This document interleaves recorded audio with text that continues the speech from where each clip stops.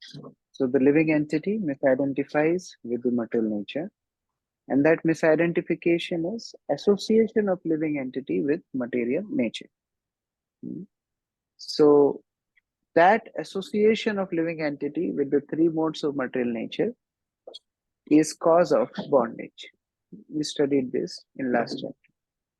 Now, how exactly these three modes of material nature work, this will be discussed in the next chapter, chapter number 14. So let's read this quote and we can then start with this chapter. So who will read? Saurabh Prabhu, can you read? Yes, Prabhu. Hare Krishna, Dhanvat Prabhu. Entanglement in modes. It has also been explained that it is due to association with the modes of nature that the living entity is entangled in this material world. Now, in this chapter, the Supreme Personality explains what those modes of nature are and how they act, how they bind, and how they give liberation. So this, how exactly this three modes of material nature work, this will be discussed in the next chapter, chapter 14. Therefore, this chapter is entitled by Srila Prabhupada as the three modes of material nature. Of course, in the next few chapters also, we will read the segregation on the basis of three modes of material nature. But the first introduction of how these three modes of material nature bind living entity has been given in this chapter. There are only 27 verses in this chapter. And as you can see, these are three sections. First section tells how a soul is being conditioned by the material modes. In the next section, 14 to 18 verses, we see effect of that conditioning. What exactly happens when one living entity has been conditioned by the three modes? And then 14, Krishna is not depressing us, but Krishna is telling the solution also. Krishna is telling how can we transcend these three modes, becoming gunatit. Guna means modes, three modes of material nature, and atit means transcending these three modes. So let's study this one by one. Nishtha Mataji, okay, you read now already. Diya Mataji, can you read text 1? Hare Krishna Prabhu. The Supreme Personality of Godhead said, "Again I shall declare to you this supreme wisdom, the best of all knowledge, knowing which all the sages have attained the supreme perfection." So now Krishna is telling that because in last chapter, Krishna already told how one can reach to him. But now in this chapter, Krishna is telling that I am going to give you the wisdom, and this wisdom is very important because previously also many sages have attained perfection using this knowledge. Why is that? Because if we know exactly how these three modes work, we can actually understand the influence of these modes on us. Like we can easily understand, oh, now I am being carried away in mode of passion. This is not Krishna consciousness. Now mode of ignorance is overpowering me. So knowing enemy is important aspect of fighting with enemies. So these three modes are our enemies in the Krishna consciousness, in the material world. So we have to understand them. And Krishna is saying previously many sages have understood this knowledge and transcended and attained liberation. Amar Nitai Prabhu, can you read second verse? Hare Krishna. Yes, Prabhu. Just a minute.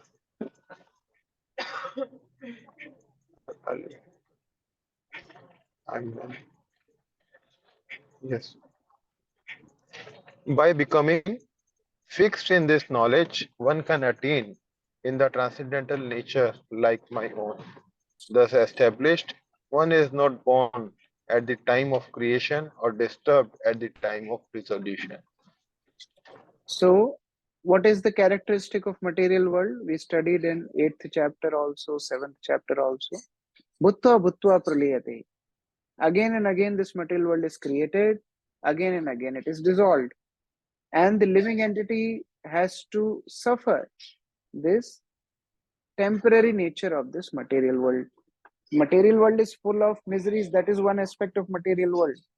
But then another aspect is it's temporary, which is again very frustrating. But what Krishna is saying, if you become fixed in this knowledge, which I am going to tell you, then what will happen? You can attain transcendental nature like my own. That means Sat Chid Anand.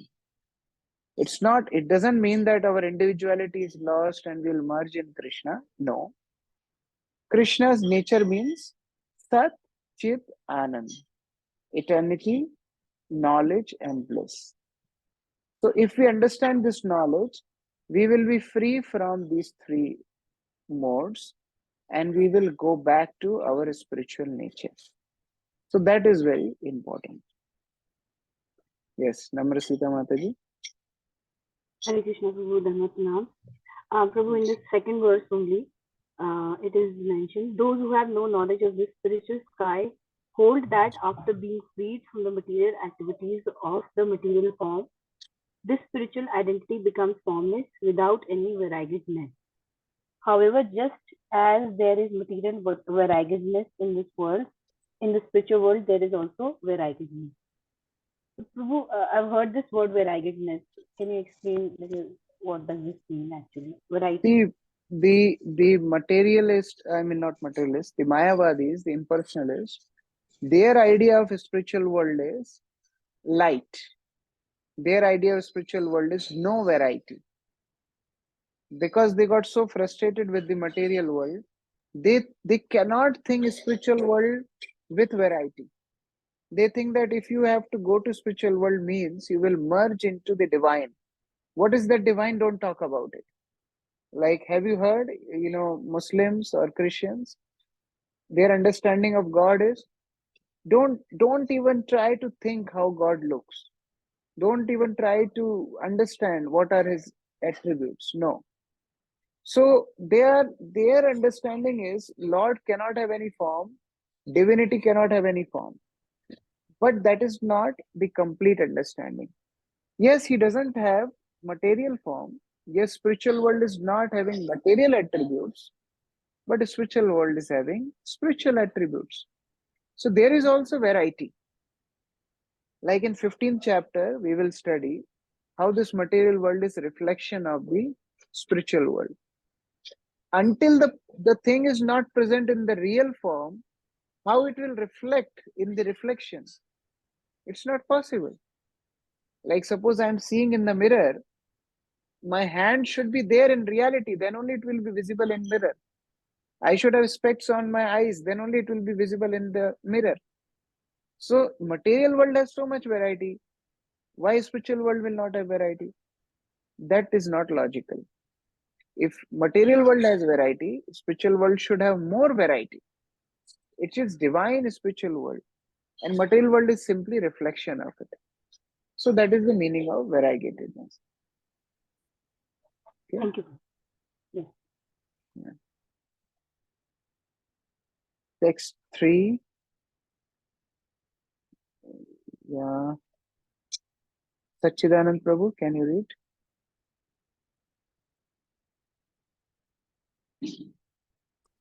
Yes, Prabhuji, Hare Krishna. The total material substance, called Brahman, is the source of birth. And it is that Brahman that I impregnate, making possible the births of all living beings, O son of Bharata. So in Sanskrit, same word may have different meanings. Like when we talk of Atma, Atma sometimes refer to mind. Sometimes Atma also refers to intelligence. Atma sometimes refers to even body in different contexts. In the same way here, Brahman has been used. But Vishwanath Chakravarti and Baldev Vidyabhushan both have told that actually this Brahman here means Prakriti, material nature, the modes of material nature. So here Brahman doesn't mean soul, here Brahman means material substance. What is that material nature? It comprises of 24 elements, 5 working senses, 5 knowledge acquiring senses, 5 sense objects, 5 gross elements, mind, intelligence, ego, and Mahatattva, the storehouse of all elements. So 24 elements, they are material nature. And this material nature, how does this material nature gets its place? The seed-giving father for this material nature is the Supreme Lord. He is the cause of this material nature. Therefore, one of his name is Hiranyagarbha. Actually, Hiranyagarbha also means he is resting on in the universe, but another meaning is he is the seed-giving. Garbha means the womb. So he is the seed-giving father for all material cosmic manifestation. So here Krishna is telling that he is the source of material substance, and when he glances, when he impregnates the material nature, then only it becomes possible for living entities to act. In Srimad Bhagavatam, 2nd canto, 10th chapter, this has been described in detail. That how when Lord desires, different sense objects are produced, different working senses, knowledge acquiring senses are produced, different demigods are produced, and that's how the creation starts. So Krishna is making it clear that Krishna is making it clear in the beginning of this chapter that this material nature is not independent of the Supreme Lord. It is coming from the Supreme Lord himself. Text 4. Now Krishna is talking about living entities also. It's not that only material nature is coming from the Lord, but the living entities also. Yeah, before that, questions? Yes, so Devi Mataji. Hi, Prabhuji. Yeah, in this text 3, at the end of the paragraph, Prabhupada is saying that every living entity, according to his past activities, has a different body. So my question is, when Mahatattva was created, the Lord impregnated with the seeds of living entities, and these entities get their body according to the past karma.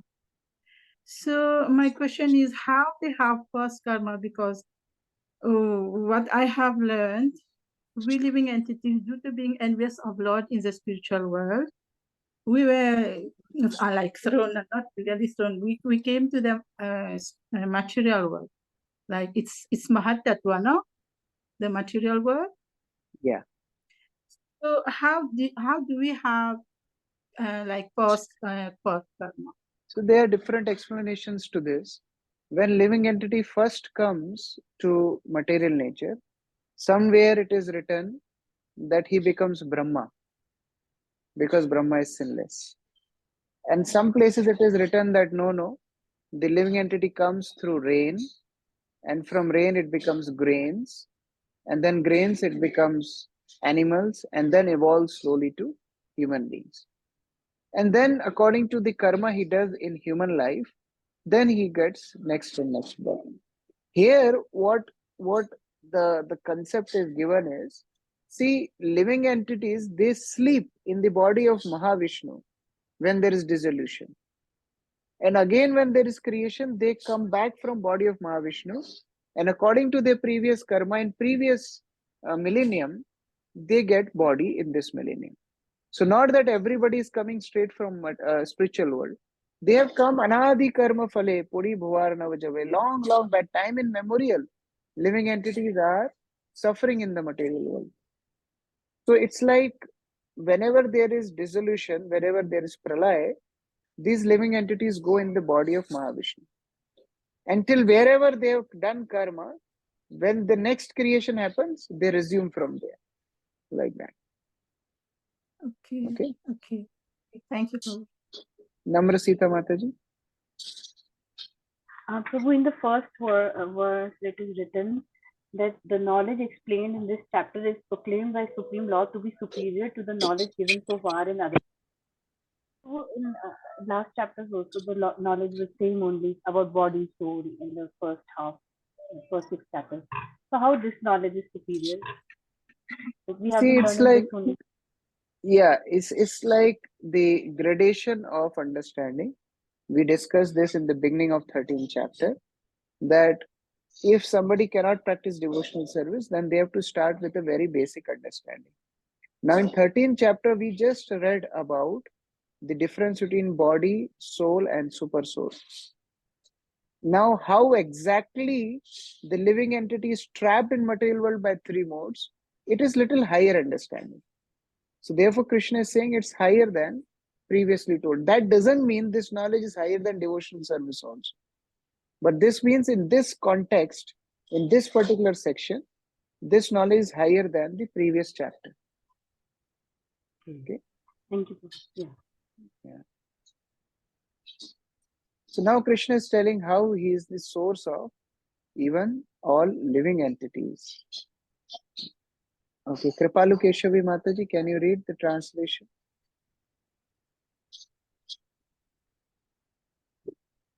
Hare Krishna, Prabhu. It should be understood that all species of life, O son of Kunti, are made possible by birth in this material nature, and that I am the seed-giving father. Sarva Yoni Shukonteya, irrespective of which species of life the living entity is, I am the seed-giving father. He is the source of all living entities. That means living entity belong to the spiritual nature. Like a lion's son has to be lion. Human being son has to be human being. We are children of Krishna. That means we should have same qualities like Krishna. Krishna is spiritual. We are also spiritual. Then what happens when we come to this material world? What exactly happens? This is the main contents of this chapter. Now, Krishna is going to tell how this spiritual spark, part and parcel of the Supreme Lord, becomes contaminated by material nature. How the spiritual spark become conditioned by material nature. This is the main content of this chapter. Krishna has already talked about this many times, that how he is the source of everything. So he's just revising that concept. But main thing is how the spiritual spark, spiritual soul becomes contaminated. Sattvam rajas tama iti guna prakriti sambhava. There are 3 ropes which bind us. Sattva, rajas, tama. 3 modes: goodness, passion, ignorance. This is how we get conditioned. Usha Mataji, can you read text 5? Yes, Prabhuji, Hare Krishna. Material nature consists of 3 modes: goodness, passion, and ignorance. When the eternal living entity comes in contact with nature, O mighty armed Arjun, he becomes conditioned by these modes. So material nature is having 3 main binding factors: goodness, passion, ignorance. And then what happens when this eternal spiritual living entity comes in contact with material nature? These 3 modes bind him. How the jiva is conditioned, although jiva is transcendental, actually living entity has nothing to do with material nature. But the 3 modes bind jiva because of misidentification. We already discussed this in last chapter. Jiva starts to think that I belong to this material nature. Like, when elephant give birth to child elephant, this child elephant, he wants to run here and there. So what they do, they put a little chain in the leg of child elephant and they bind him to one wooden, pole. Now what happens? This child elephant want to run here and there, but because he is bound to this wooden pole, he cannot move anywhere. But as he grows, he becomes big, gigantic. like his mother. Now, if elephant wants, he can just uproot the pole. But you know what? Because from childhood, he is habituated to remain in that bondage, he never tries only to uproot the pole. Because in childhood he tried, he never could uproot the pole. Now he is strong enough to uproot the pole, but he never tries. Same story is with living entity. Living entity is much more stronger than material modes. The modes of material nature are material. Spiritual is soul. Soul is spiritual. But soul misidentifies with the body. I am the body. Now body has to be governed by material nature. So these three modes bind the soul in material clutches. And therefore, soul experiences varieties of happiness, distress, and other experiences in the material world. Bhutva Prabhu, can you read this quote?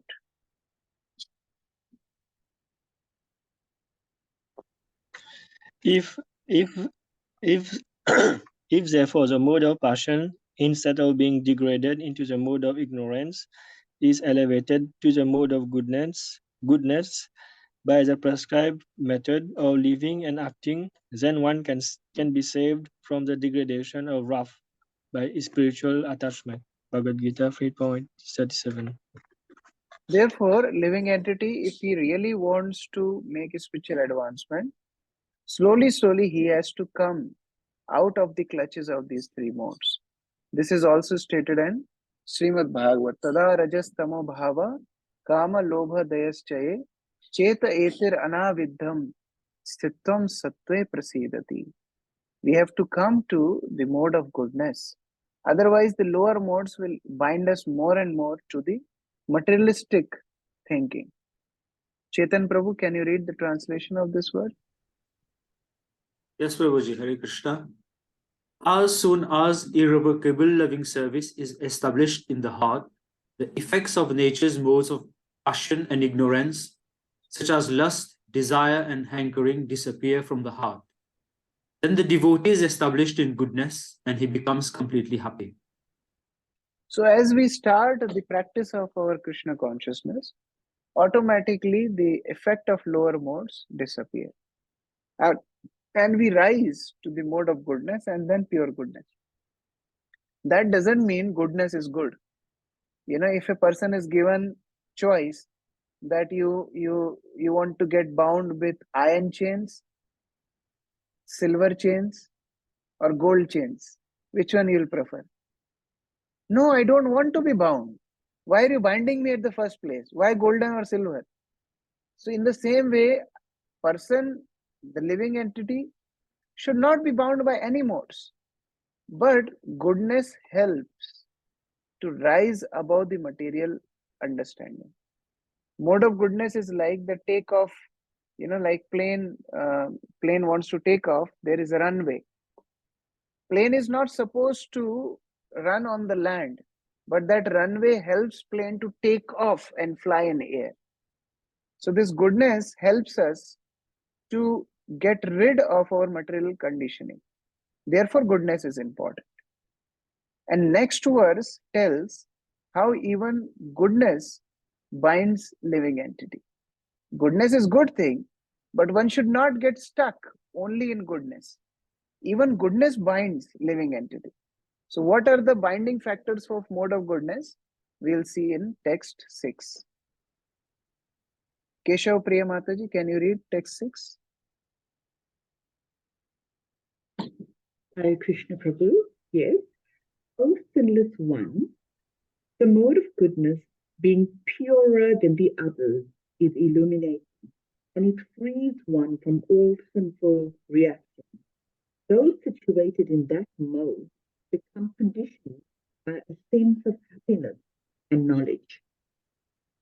So although mode of goodness is purer than other modes, but there is one problem. Person starts to think that I am very happy in this material world. This is another problem. If a prisoner feels that he is happy in the prison, he will never try to come out of it. So yes, mode of goodness has two attributes, happiness and knowledge. But then problem is, the soul starts to think, I am happy in this material world.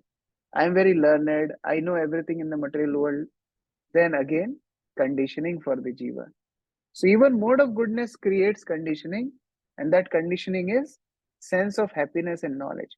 So many times people say that, look, you are in Hare Krishna moment and you are chanting and dozing, and when you study Bhagavad Gita, you don't understand anything, and then you have to write exams.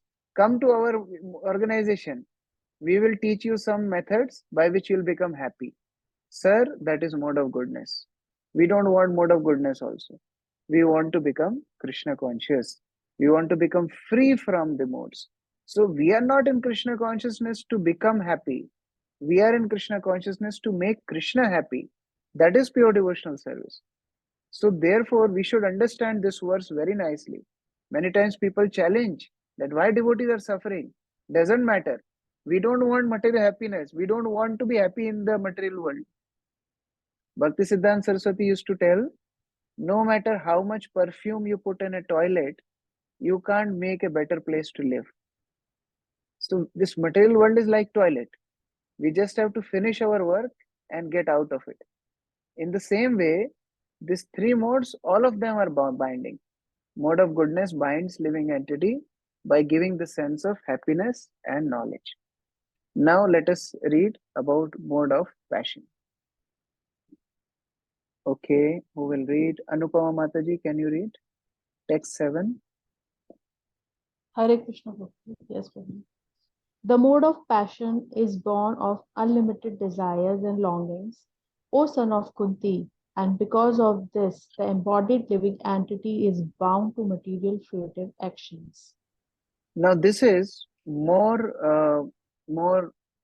integrate than mode of goodness. Mode of passion starts with lust, hankering, and it creates more and more attachments in the material world.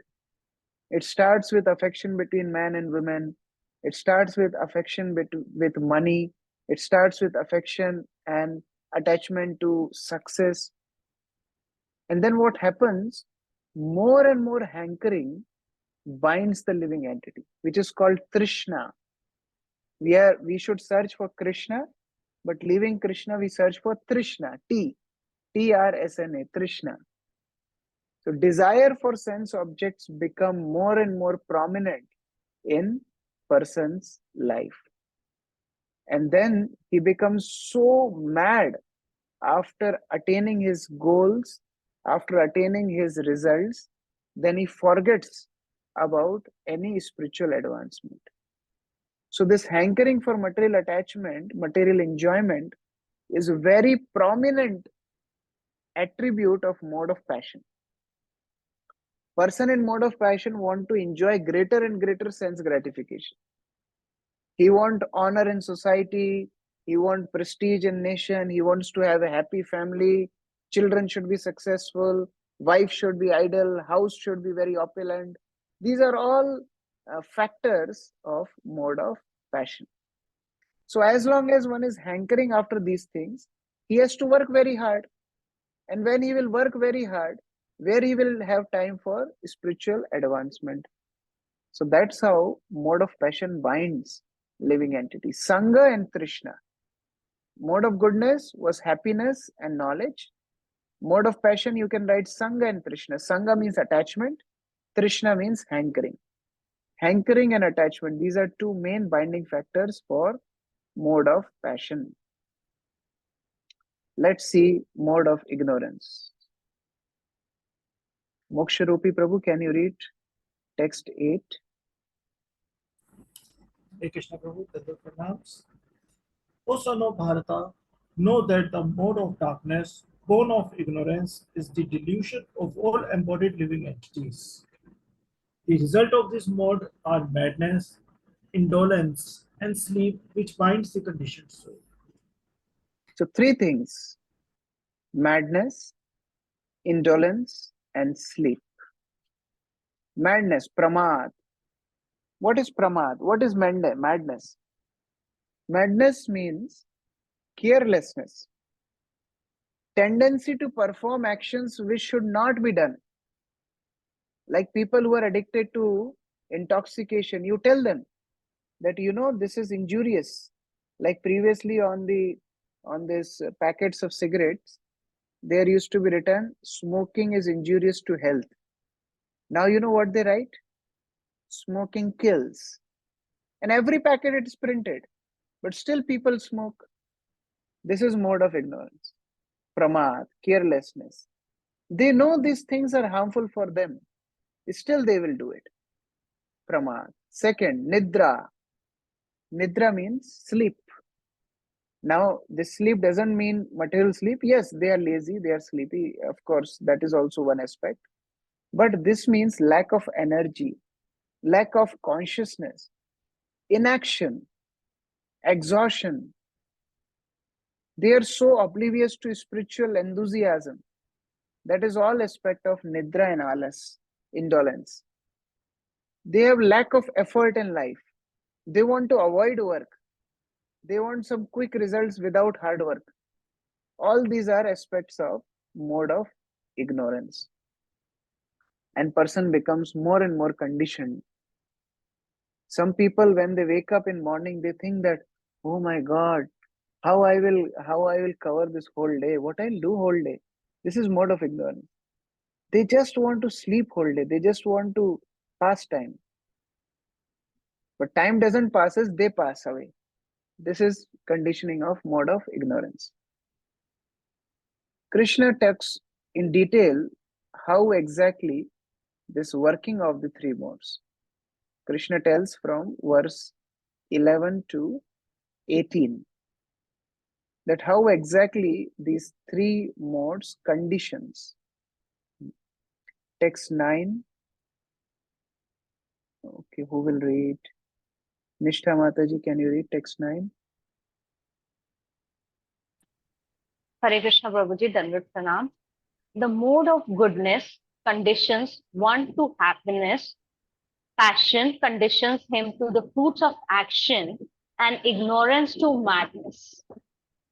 So Krishna is summarizing it, that how goodness conditions one to knowledge and happiness. We studied it already. Passion to fruitive action, hankering and attachment. Ignorance by covering one's knowledge. Madness, sleep, indolence. And here you can see in the chart that how different modes act. So we have already seen how goodness gives the sense of happiness, satisfaction, knowledge, superiority. Person feels that I'm superior than others, like philosophers, scientists. Even I have seen people in army. They treat civilians very, in different way. They think that civilians are inferior. We are army people. So these it happens with different philosophers, scientists also. If you're little intellectual, you feel yourself very superior. That is again pride of knowledge. And one gets attached to his situation of being respected, of getting happiness. And even though ultimately he has to be miserable in the material world, but he feels the temporary situation very, very secure. So the person doesn't endeavor to leave the material world. In mode of passion, person becomes attached to his actions, to his goals, to his achievements.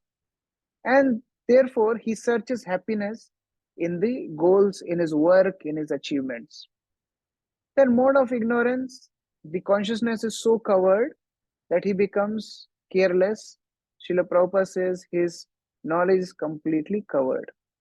So he can neither do good for him, neither he can do good for others. So like that, these three prominent modes, they bind living entity in the material world. Yes. So Devi Mataji, you have a question? Yes, Prabhuji. Prabhuji, giving charity is not in the mode of goodness. It is. Actually, charity is in all three modes. Charity in the mode of ignorance, charity in the mode of passion, charity in the mode of goodness, and charity in pure goodness. So we will study this in subsequent chapters. It's going to come. 3 types of charity, 3 types of foods, 3 types of austerities, 3 types of austerities of mind, 3 types of austerities of body, everything we are going to study. So yes, charity is not exactly in mode of goodness. It can be in passion and ignorance also. Yeah, Kripalu Keshavi Mataji.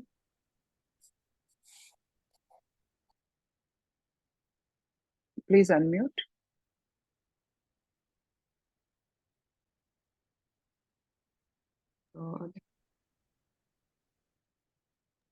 Yes. Today I was traveling by bus. So one person entered in the bus. He was asking money for his child who is suffering from cancer. So I was just thinking, it is giving him money. Is it in the mode of, in which mode it is? See, it depends. The person is telling lie or truth. And if you are Yes. really helping a needy person, it may fall in the mode of goodness. If you don't want recognition in return. If you are helping a right person, but if you want recognition with that, then it falls in the category of passion. If you are giving to a wrong person, then it falls into the mode of ignorance. And if you give it to a devotee, it is beyond modes, it is in the mode of pure goodness. So it depends on 2 things, the person and our mood, our consciousness. Both are important. Yeah. So, yeah, best thing is to give them Krishna consciousness, that is safest. But even if you want to give help, that help should be with considering all these factors. Okay. Thank you, Prabhu. Thank you. Hare Krishna. So like that, the 3 modes bind the living entity. Now let us see one by one their characteristics. Mode of goodness illuminates the gates of body with knowledge. What does it mean? Illuminates the gates of body with knowledge? Any thoughts? Mode of goodness illuminates the gates of body. Means what? The senses get awakened spiritually. Okay, yeah, that can be one aspect. That our senses become more receptive to spiritual practices. Okay. Yeah, Bharat Krishna Prabhu.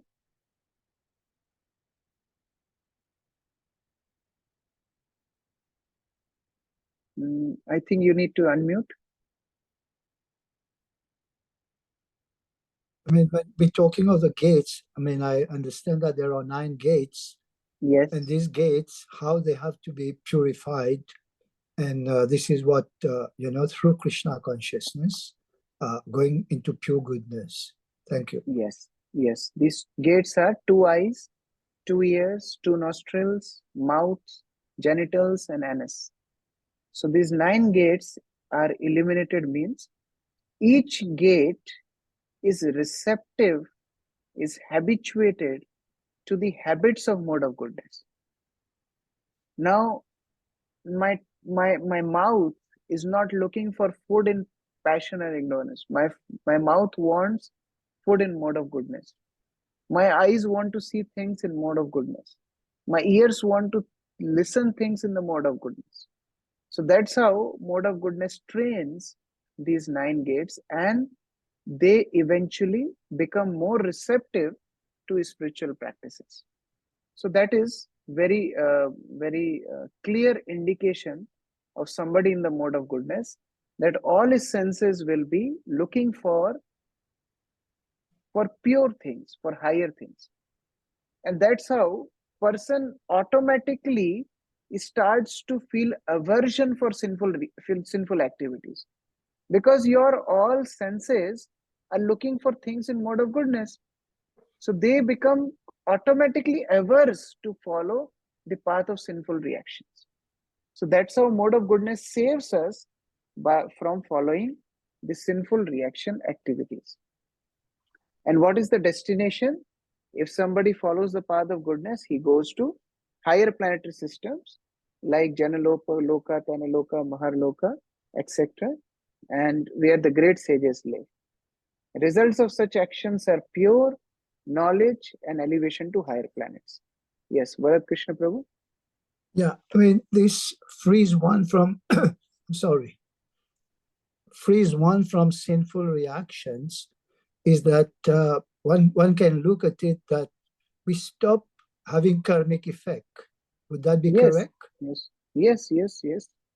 See, complete cessation of karmas will only happen when we have full surrender on Krishna. But on the level of mode of goodness, what mode of goodness does, at least it will stop us from committing more sinful activities. So that mode of goodness does. But mode of goodness have no power to clear the backlog of karma. That only happens when a soul surrenders to the Supreme Lord. Only Supreme Lord can do that. But a mode of goodness, what power mode of goodness have? It will at least inspire a living entity that no more sins. That mode of goodness will help. Right. Thank you. Yeah. Similarly, mode of passion. How we see that mode of passion is increasing? Five aspects of mode of passion. You can write them. First is lobha. Lobha means tendency of greed. One is never satisfied. One hankers to increase his position more and more. One cannot give up one's possessions. That is sign of mode of passion, lobha, first. Second is pravritti. Pravritti means, yes, lobha means to hold on to the things.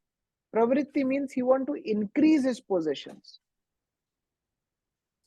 Third is karmanam arambha. Now to increase these activities, increase his possessions, he will start many projects. He will want to construct a big house. He want a big facility to enjoy. So that means he will do big projects. That is also sign of mode of passion. Then ashama. He will have no rest. No rest means his mind will always be in anxiety. Even while sleeping, he will be anxiety. So no rest. And spriha.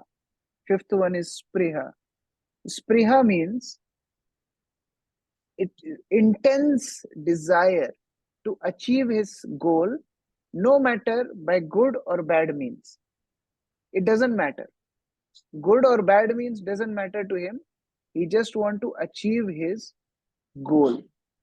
Like Ravana, his lust was so intense that he would tell the girls to come with him. If they don't come, Ravana would just pick them up and kidnap them. That is spriha. Good or bad means doesn't matter. Just want to achieve his goal. So when one experiences all these things, that means mode of passion has completely engrossed, completely captivated that living entity. And what are the results of that action? He gets misery because he commits so many sinful activities. Its greed is increasing day by day. And after death, he achieves earthly planet. He stays on the earth only.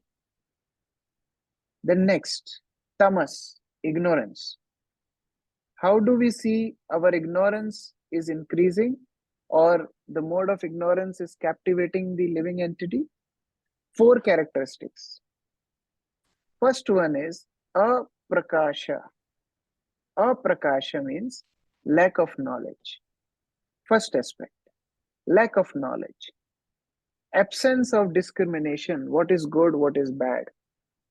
Aprakash. Prakash means light, also it means knowledge. Aprakash means ignorance, illusion, no knowledge, lack of knowledge. That is first aspect of mode of ignorance. Second is apravritti.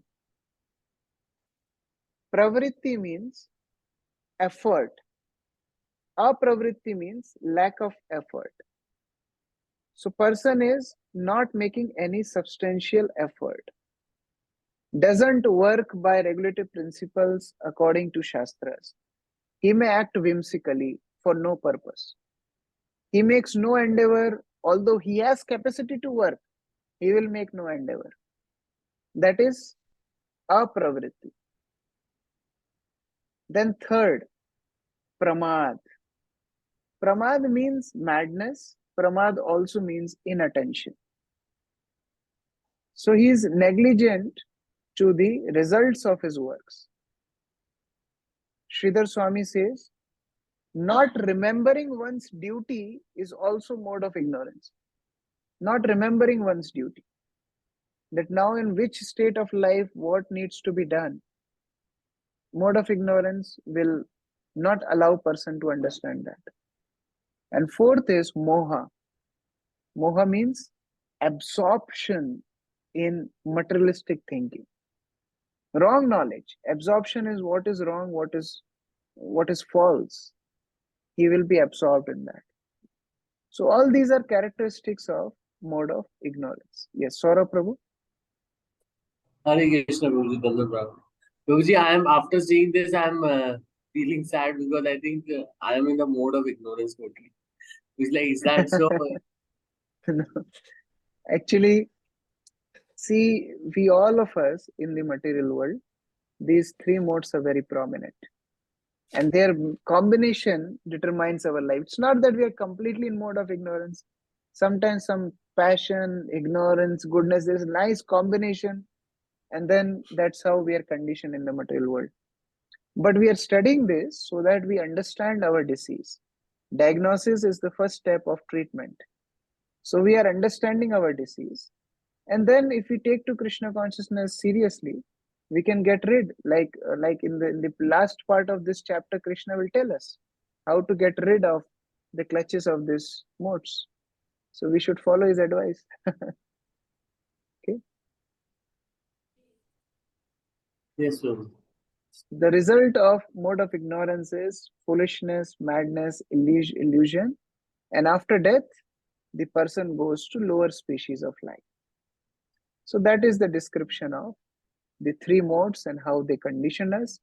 Krishna tells this famous verse. You can mark this verse. It's very famous. Urdhvam gacchanti sattvastha, madhye tishtanti rajasa, jaganya guna vrittistha, adho gacchanti tamasa. This verse is very clear. If you will sit in the train of Delhi, you will go to Delhi. If you will sit in train of Calcutta, you'll go to Calcutta. If you'll sit in train going to Mumbai, you'll go to Mumbai. Nobody can say that, oh, after death, anyway, everybody goes to same place. No, nothing happening like that. According to our prominent modes, we will get the next destination. So please read this translation. Who will read? Okay, Devadev Prabhu, can you read? Dandavat Pranam Prabhuji. Text 18. Yeah. Yes. Those situated in the mode of goodness gradually go upward to the higher planets. Those in the mode of passion live on the earthly planets. And those in the abominable mode of ignorance go down to the hellish world. So these three modes, if you are in mode of goodness, you get the higher destinations. Mode of passion, you stay in the earthly planets. Mode of ignorance, we get birth in lower species, hellish species. Yes, Anupama Mataji. Prabhuji, can you please tell fifth one in mode of passion? The low pravarti, ashama, spraha in fifth one. Fifth one, ashama. No rest. No, shama. I have written low pravarti, ashama, spraha. And fifth one? Yeah, the third one you're missing. Karmanam arambha. Okay. He starts big projects. He wants big endeavor to fulfill his goals. Karmana arambha. Thank you. Namrasita Mataji. Prabhu, as you said that the person who is in mode of passion or ignorance or goodness, accordingly he gets birth. But then we see sometimes that there are persons who are in mixed modes, like they have equal we all are quantity. in mixed modes. Therefore, I use the word prominent mode. What mode is prominent on us? We all are having mixture of modes. It's not that we are completely in goodness or completely ignorance, but the mode which is prominent in our life, accordingly we get next destination. Like somebody who's prominently engrossed in mode of ignorance will go to lower species. Person who is prominently in mode of passion stays in earthly planets. Like that, the prominent mode is counted. Okay. Amal Arjun Prabhu, it was same question? Yes, Prabhuji, exactly. You answered it. Yes, same question. The word prominent is important there. Yeah. Thank you. Okay, let's go to Srila Prabhupada's quotation. Yeah. So Rasamrit Prabhu, can you read this? Krishna Prabhuji and Pranam Desha Prabhupada. The present human civilization is, of course, grossly misled by the modes of passion and ignorance. It is a very dangerous age, and all nations should take care to provide the easiest process, Krishna consciousness, to save humanity to save humanity from the greatest danger. Bhagavad Gita 14.16 purport. So Prabhupada is saying that whole world is being misled by modes of passion and ignorance. And Krishna consciousness can save the whole world.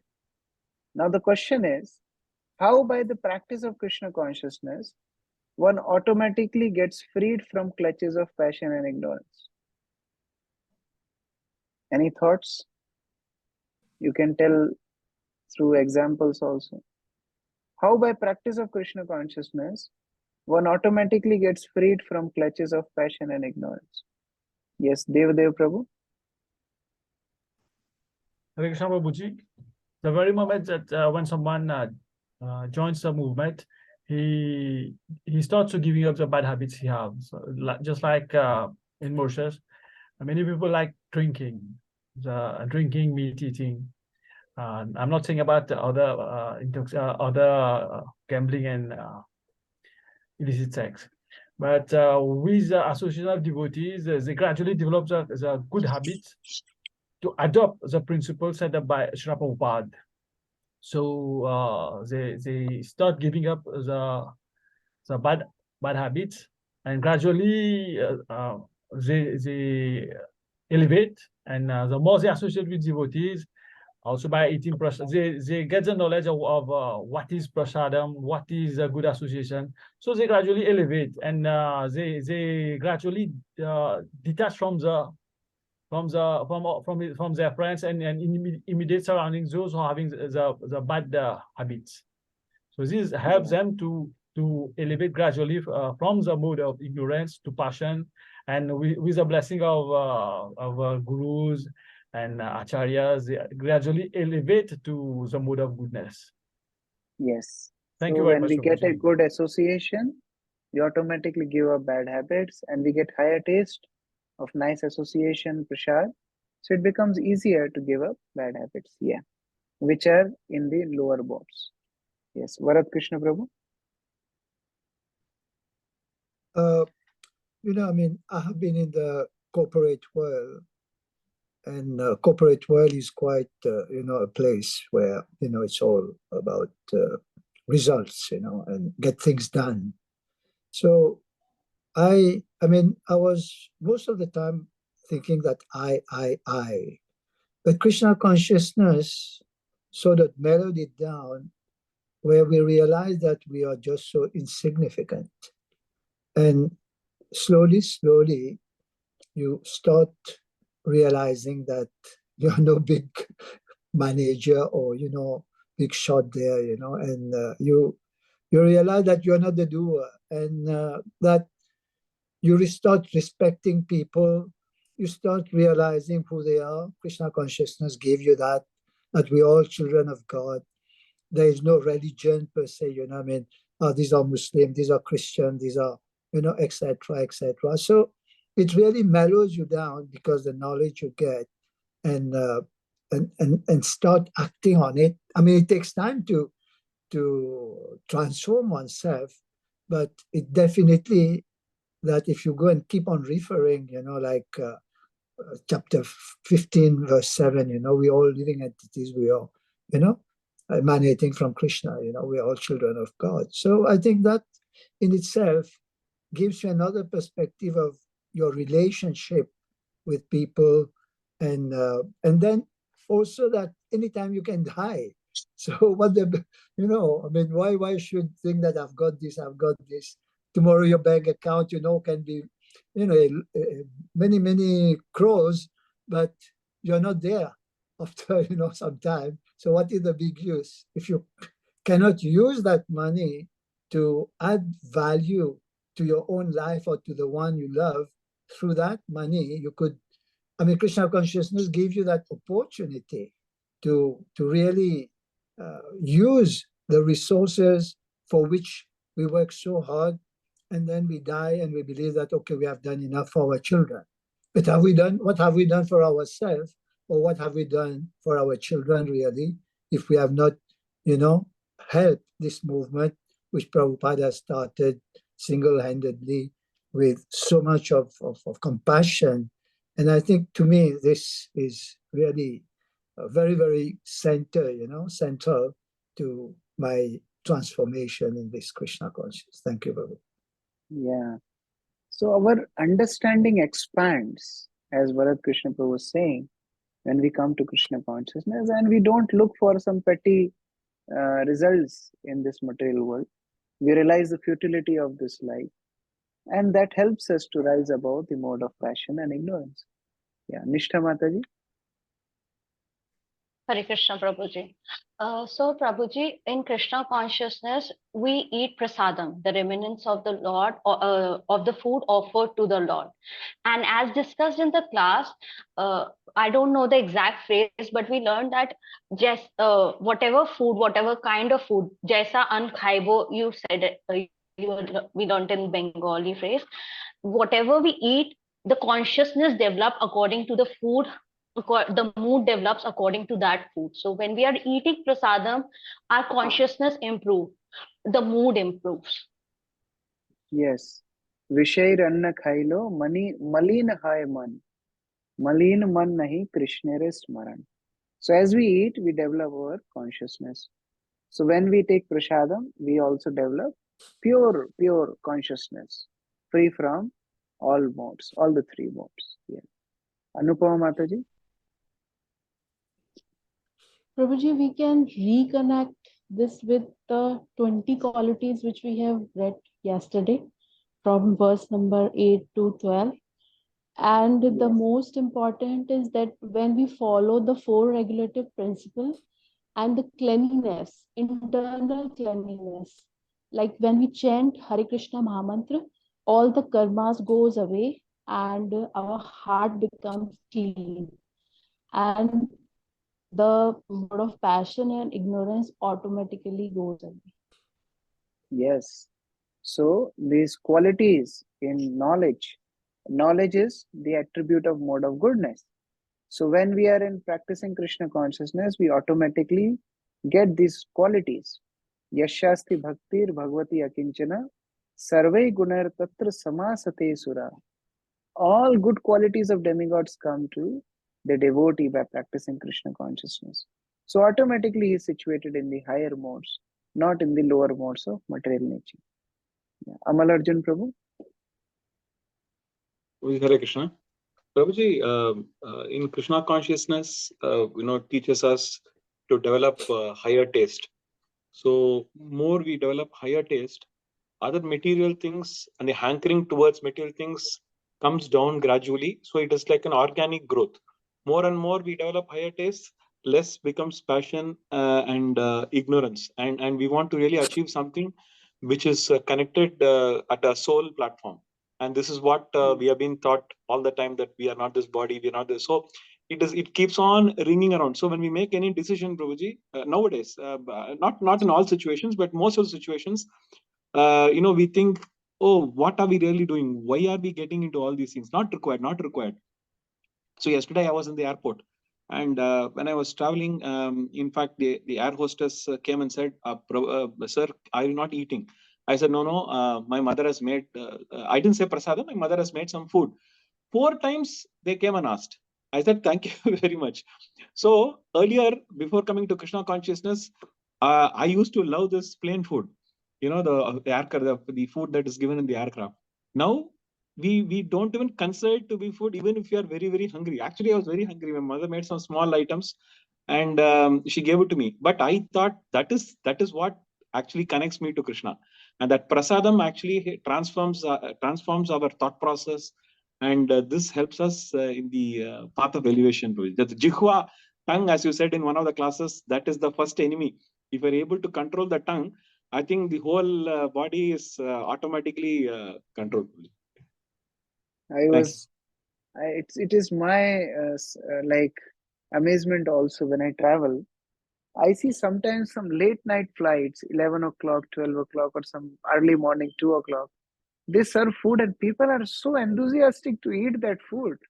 How they get appetite in the middle of night is so Absolutely. surprising. But the thing is, they don't have higher taste in life. You see, they think that, oh, I paid so much money and I should, take all the facilities of this plane. So they want to search their happiness in the petty pleasures of this world. But when we become devotee, when we come to Krishna consciousness, we get higher taste. And when one gets higher taste, he doesn't get attracted to the lower modes. So it happens automatically. Yeah, thank you, Prabhu, for sharing. Yeah, Rasamrit, Prabhu. Thank you, Prabhu. I was also reading in one of Srila Prabhupada's pastimes book, and Prabhupada was traveling in plane, and he was seeing that devotees are dozing off. Prabhupada was not very happy, and Prabhupada said, look at these karmis. They are not sleeping in plane because they are so mad about sense enjoyment. How can devotees sleep? They should also work hard for Krishna. They should plan about propagating Krishna consciousness and during flights. So that was Prabhupada's, higher taste about spreading Krishna consciousness. He is not thinking that even on plane, okay, we have some time now, let us just sleep. No. He is thinking devotees should utilize that time also in propagation of Krishna consciousness. So that is higher taste. When we get higher taste, we automatically get rid of the clutches of lower modes. Prabhuji, sorry to interrupt. My Siksha Guru in Qatar always used to tell me, carry one book and in the plane, give it to one person, Prabhupada's book. Every time you go on a plane, that should be your KPI. Give one book to whoever it is. So over a period of time, if you are a frequent flyer, you get to, chance that one person becomes a devotee. Yeah, very, very nice advice. Thank you, Prabhu. And they cannot run away also from the flight. So they have no choice. Yes, Rasamrit Prabhu. Krishna Babuji. Yes, Mata. By practicing Krishna consciousness, we have a simple life, simple living, but we think very high. It's like, for example, when we have our pay at the end of the month, before buying something for ourselves, we think, what can we buy for the deity? What can we bought for Krishna? Then we will think for ourselves. So the whole attention shifts from our body to Krishna's pleasure. And that's how we transcend the influence of the modes. Yeah. Thank you, Mataji. Like, even when we cook, we think that what Krishna likes. It's not about what I like. I may like a lot of chilies, but Krishna doesn't like chilies. So I'll make what Krishna likes. And automatically we get rid of passion. I like to eat dal which is in fridge from last 3 days. No, Krishna doesn't like old food. Krishna likes fresh food. So I should make fresh food. So automatically we get rid of food in the mode of ignorance. So like that, When we shift our attention to Krishna, automatically we get free from the three modes. Yeah. Bharat Krishna Prabhu? Yeah, I mean, since you're talking about the plane, because I've been traveling a lot, and one thing I always used to carry in my missions, books of Prabhupada, always. And be it, like dinners, you're going to be having dinners, I mean, these corporate dinners or whatever. So you're going to be sitting maybe two persons on two sides of you, right or left, some people sitting by your side. So I always found somebody interested in spirituality. It never happened. It never happened that I could not, and I would share the books, and I say, okay, I'll give you a book. And the same thing in the plane also, that I will go and sleep, maybe I'll have my prasad, and then I'll go and sleep. I tell them, don't disturb me. So when everybody's finished, 3 hours of serving, etc., when everybody is sleeping, going to sleep now, then I wake up. Then I go to the, to where the pursers are, the air hostess and all this. Then I'll go and chat with them and preach to them and give them some books, So I've been doing that, and really it works, because people have attention. You can catch their attention. So I just share this, Varat Krishna Prabhu came to Ujjain, and Mataji wanted to get some jewelry. So Shailaja took them to the jewelry shop, and she was telling me after coming back that Mataji was busy in purchasing jewelry, but Prabhuji got someone to preach there, and he preached them on spot. So that is the disease of Krishna conscious devotees. They want to just preach. It is, you see, the thing, it is really fun. You enjoy it, because you see that, there are recipients for Krishna consciousness all over the place, all over the world, or whatever the place may be. So it is just that you have to have that enthusiasm. And I think this is what Krishna gives me, and that I'm, really thankful or most, grateful for this, what Prabhupada has given me. And I think this is the payback time now, which I'm trying to, give back. Thank you, Prabhu. Mataji. Yes, so we become so focused in serving spiritual master, in serving Krishna, that automatically our attention doesn't go to the lower modes. That is the beauty of Krishna consciousness. Let us read this quote of Srila Prabhupada. Who didn't read? Anisha Mataji, would you like to read? Yes, Prabhuji. This Krishna consciousness movement is directly offering the spiritual platform which is above the mode of goodness. The quality of goodness will automatically be there. Any person who is in Krishna consciousness, his quality of goodness, namely, he doesn't indulge in illicit sex life, he doesn't smoke, even or take tea or coffee even. He doesn't eat any forbidden food stuff, neither he takes part in unnecessary gambling. So good character is immediately there. So Krishna consciousness takes us to level of pure goodness. But that doesn't mean that devotees don't have qualities of mode of goodness. That automatically comes. The person in the pure Krishna consciousness, he'll have all good qualities of mode of goodness. But he will not be bound by the clutches of mode of goodness. That is the beauty of Krishna consciousness. Sarishti Mataji, can you read text 19?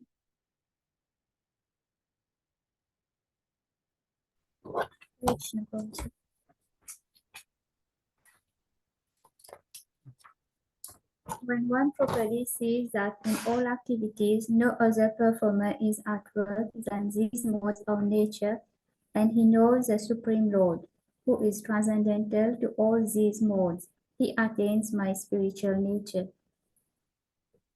Yeah, so when one sees that all the activities is done by these modes of nature in the material world, and the Supreme Lord is not affected by material world, he is transcendental to these modes. So my belonging is to the spiritual nature, not to this material world. So I should not be affected by this material world. Somebody is fighting with me. I should understand, look, this is not fight with me, but mode of passion is instigating anger in him. So why I should be angry with him and waste my time? Rather, I should focus on my spiritual life. So that's how any situation we should see in light of these three modes. After some time, if we study this subject nicely, you will not see people walking around. You will see, look, that is mode of ignorance going. That is mode of passion going. That is mode of goodness going.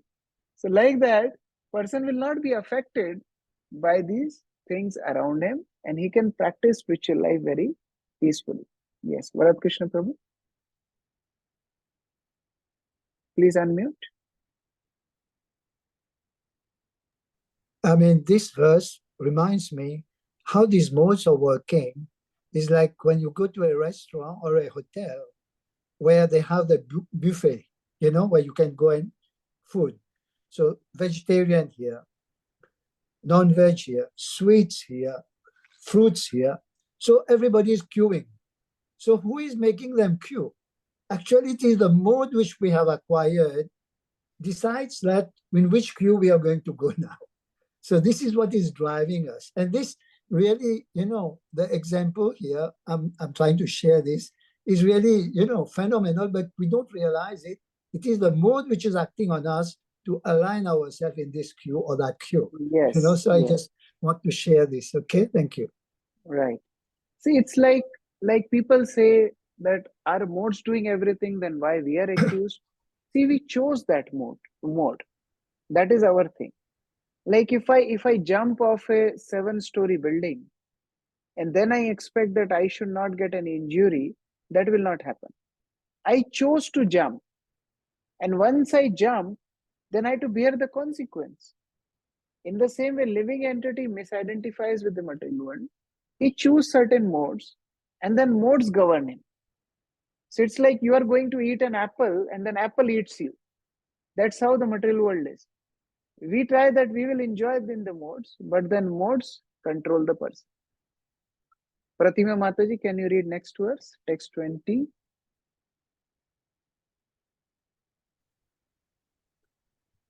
Hare Krishna Prabhuji. When the embodied being is able to transcend these three modes associated with the material body, he can become free from birth, death, old age, and their distress, and can enjoy nectar even in this life. So Krishna tells a person need to transcend these three modes, and then he will be free from these three modes of material nature and the miseries associated with them: birth, old age, disease, death. Now Krishna told this, but Arjun asked, how? Is there a person like that? Is there somebody who's free from material clutches? Arjuna asked 3 questions to Krishna. Text 21, Arjuna Vacha. Amal Arjun Prabhu, can you read text 21? Yes, Prabhuji. Arjuna inquired, "O my dear Lord, by which symptoms is one known who is transcendental to these three modes? What is his behavior, and how does he transcend the modes of nature?" So 3 questions Arjuna asked. First is Karlingai. How I should recognize a person? What are his symptoms? That person is beyond the 3 modes. Second, Kim Achara. What is his behavior like? How do he behave? How does he behave? And third is, what are the means to attain that level of transcending the modes? Srila Prabhupada says this third inquiry is most important, because we have to understand how we can achieve that level of transcending the modes. So next 3 verses, Krishna answers this question. Not 3 verses, next 22, 23, 24, 25, 4 verses, Krishna answers these 3 questions. So answer to first question, Krishna answers in text 22. Venudhari Prabhu, can you read? Hare Krishna Prabhuji. The Supreme Personality of Godhead said, O son of Pandu, he who does not hate illumination, attachment, and delusion when they are present or long for them when they disappear, who is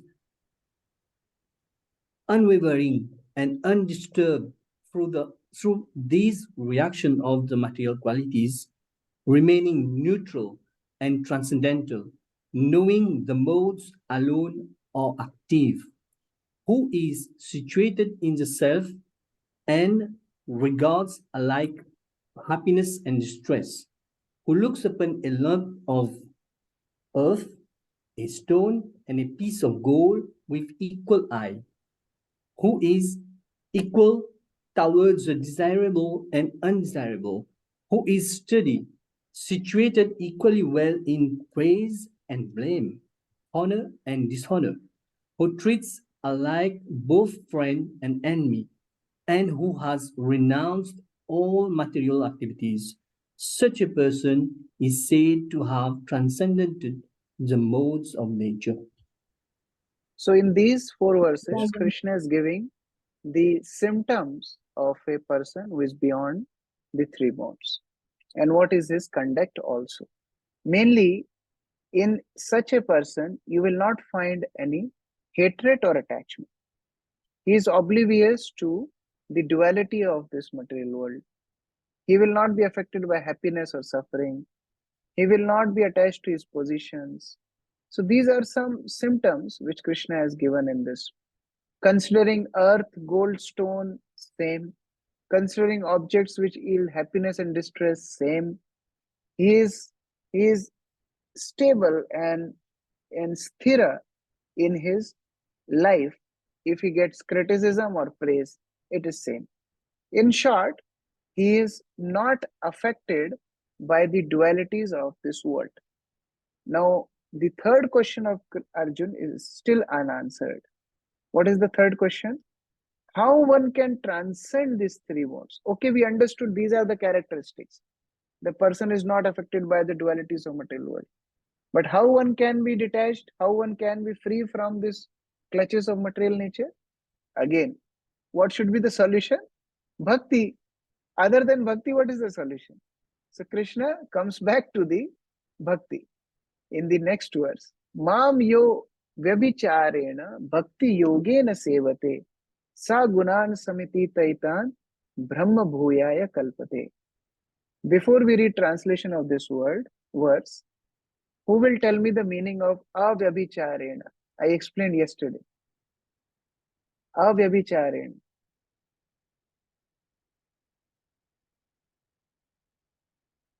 Yesterday only I explained this. Okay, Bharat Krishna Prabhu is there, but I'll take him last. Anyone else before him? A chaste lady. Chaste lady, very good. Vyabhicharena means prostitution. Avyabhicharena means chaste lady. So bhakti should be done like a chaste lady is only surrendered to her husband. Bhakti should also be done exclusively for Krishna. No other ulterior motives. Yeah, let's read the translation. Okay, who will read? Arun Charan Prabhu, can you read?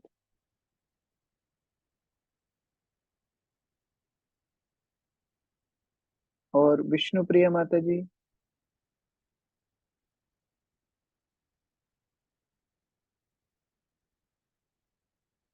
Okay, Sri Radha Kripa Kataksha Mataji. Roji, I'm reading. Oh, but you are on mute. Yeah, it takes little time in my phone. Okay, please read.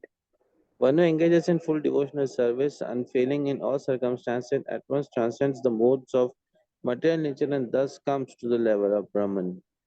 Yeah, so one who engages in full devotional service, exclusive devotional service, unfailing in all circumstances, he transcends the material modes and he situates himself in the level of Brahman. Level of Brahman means level of soul, which is Satchidananda. So we have to act for Krishna to overcome these three modes. And then Krishna elevates us from these clutches of material modes. So exclusive surrender is needed if you want to free us from this clutches of three modes of material nature. Very important point. Krishna is telling, he talked about how is the source of everything. Then he talked how three modes are binding us. Then he talked about what are the symptoms of a person free from three modes. And then he's giving solution also. That bhakti yogena sevate. Sevate means practical service. So Prabhupada takes this translation from here.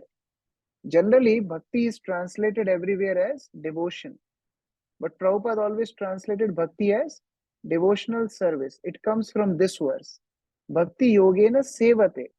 Krishna is not telling, oh, just be, emotional for me and just sit in one corner and cry for me. No. Sevate, practical service. We have to act for Krishna. And when we act for Krishna, when we serve Krishna through spiritual master, through the mission of spiritual master, then we eventually get purified and we get rid of the clutches of three modes of material nature. Yeah. Let's read the last verse, text 27. Okay, we'll wait. Vyasdev Prabhu, are you there?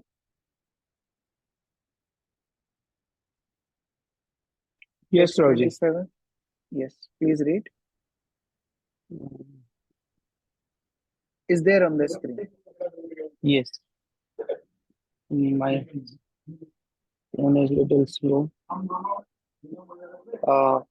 And I am the basis of the impersonal Brahman, which is immortal, imperishable, and eternal, and is the constitutional position of ultimate happiness. So Krishna is telling that this level of Brahman is also coming from me. And this level of Brahman, which is Satchidananda, is immortal, imperishable, eternal. And this is the constitutional position of ultimate happiness. That means spiritual life can only give us happiness. Spiritual life can only give us eternal situation. Spiritual life can only give us the complete satisfaction. So although we are running after these three modes, but these three modes will only bind us more and more. But when we do bhakti yogena sevate, that too avyabhicharini, exclusive, undivided, unadulterated devotional service to Krishna, we will be free from three modes and we can be established in the situation of Satchid Ananda. So like that, this chapter talks about the basics of how three modes bind us. And then Krishna also gave the knowledge of how to be free from the influence of three modes. So that's all about the summary study of 14th chapter. Tomorrow I was planning a class, but then just 15 minutes before today's class, I got a message that tomorrow we have a monthly program in Ujjain, and that is scheduled tomorrow. So we will not have class tomorrow. We'll meet next Monday. Yes, Saurabh Prabhu. Hare Krishna, Prabhuji, in this last verse, God is saying that I am the basis of formless Brahman. Yes. What does exactly that mean? This means spiritual nature. The spiritual nature, spiritual sky is also called as Brahman. So this spiritual nature has three attributes, Sat, Chit, Ananda. And Krishna is saying that I am the basis of that Brahman. Because in just previous verse, you see, it is saying Brahma Bhuyaya Kalpate. If person practices Krishna consciousness, bhakti, then he is situated in Brahman. So Krishna is saying that Brahman is not some independent thing. That is also coming from me. I am the basis of that Brahman also. So that spiritual situation here is called as Brahman. Okay? And Prabhu, one thing more that, so because the qualities that God says that the devotee has, or the person who is above the modes of goodness has, Now, I'm just curious to know that when that person is actually doing Krishna consciousness, then automatically these attributes and qualities come to that devotee, that he's not perturbed or he's not disturbed by the ups and downs of life, or Yes. he's not anxious. But then how does he, means like, because then normally we see that, then how does he is situated in this worldly activities? Because he must be having a job to do. He must be having a kind of, he must be having a pressure from the boss. I'm just saying. So is the how See, that these things are for person on a perfectional stage. But we have to understand that we are on practicing stage. You know, when Bhakti Siddhanta Saraswati met Srila Prabhupada on the banks of Radhakunda, what he asked, how is your business going? And Srila Prabhupada said, my business is not going good. And Srila Bhakti Siddhanta Saraswati said, no surprise, because for good business, you have to love money. But you don't love money. You know, for a good business, you have to cheat others, but you can't cheat others. So no surprise that your business is not going good. So when person is in a perfectional stage, yes, he will have all these qualities. And he cannot cheat others. He will not be affected by dualities of world. But we are not at that perfectional stage. We have to accept it. So now, whatever responsibilities we are having, we are doing it. We have to be in that phase of life. But then what we are reading is goal of life. So there is a conditional stage, practicing stage, and there is perfectional stage. So we are discussing about the goal. It's not that day one person starts chanting, he will get all these qualities. It doesn't happen like that. He is practicing. When he gets to perfectional stage, then it happens. Okay? Bharat Krishna Prabhu? Yeah, I mean, here, this verse, how does the impersonalist react to this verse? Because they never talk about Krishna. Yeah, that's the problem. Here, Krishna is saying that there is unending bliss in my spiritual nature. And look at the foolishness of impersonalists. They say, when you go back to Parabrahman, you just merge and finish. So how can they tell it when Bhagavad Gita is telling it that there is unending bliss in Brahman? Therefore, Prabhupada said, Bhagavad Gita as it is. If we read just the verses the way they are presented, person has to do bhakti. How can they remove bhakti from Bhagavad Gita? Krishna is telling about bhakti everywhere. But this is the misfortune of impersonalists. They misinterpret it. Thank you. Hare Krishna. Srila Prabhupada ki jai. Jai. Tomorrow Hare when we'll meet on next Monday and we discuss from 15th chapter. Hare Krishna.